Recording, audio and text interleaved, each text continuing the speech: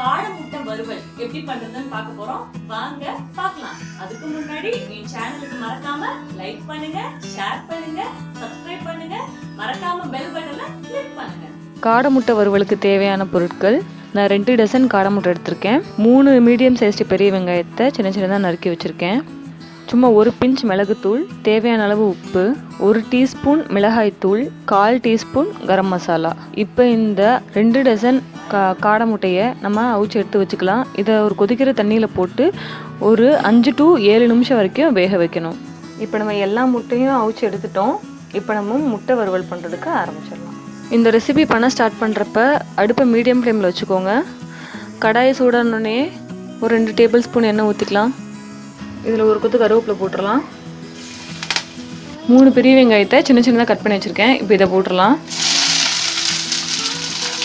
வெங்காயம் கொஞ்சம் வதங்கட்டும். இப்போ வெங்காயம் நல்லா வதங்கிடுச்சு.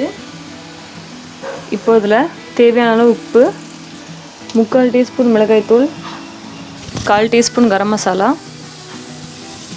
இந்த மசாலாலாம் வதக்குறப்போ அடுப்பை லோவில் வச்சுக்கோங்க, மசாலா கரைஞ்சிரும். ஒரு நிமிஷத்துக்கு இந்த மசாலாலாம் நல்லா வதங்குற வரைக்கும் வதக்கி விட்ருங்க. இப்போ மசாலாலாம் நல்லா வதங்கிடுச்சு. இப்போ நம்ம அவிச்சு வச்ச காடை முட்டை எல்லாத்தையும் உள்ளே சேர்த்துடலாம்.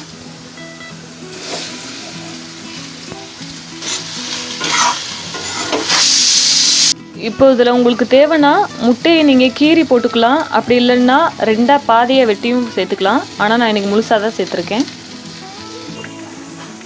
இப்போ நம்மளோட முட்டை வறுவல் சூப்பராக ரெடி ஆயிடுச்சு. இதை நம்ம சாதம், பிரியாணி அந்த மாதிரி எல்லாத்துக்குமே நம்ம சைட் டிஷ்ஷாக யூஸ் பண்ணலாம். இப்போ நம்ம கடைசியாக மிளகுத்தூள் மட்டும் போட்டு இறக்கிடலாம்.